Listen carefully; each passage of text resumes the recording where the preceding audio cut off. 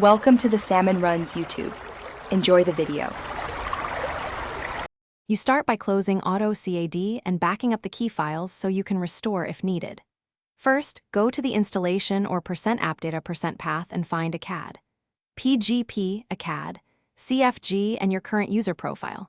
Once done, copy them to a backup folder and include a date stamp. This protects your custom commands and settings. You do this because the reset will overwrite preferences, so you retain a fallback. Now proceed to the built-in Reset tool or control panel, steps to begin the actual reset. You now execute the reset mechanism. Open your Start menu and run AutoCAD's reset settings to default utility.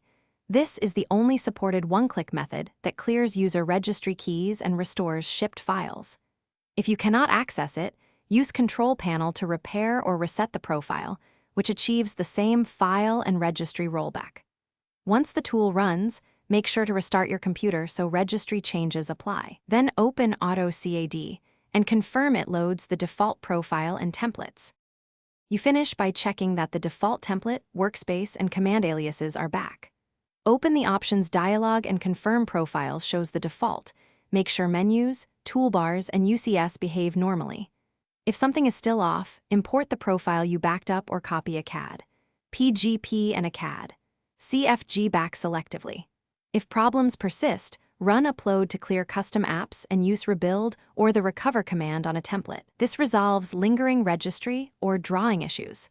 One tip, always restart. Thanks for watching. Consider subscribing if we helped you.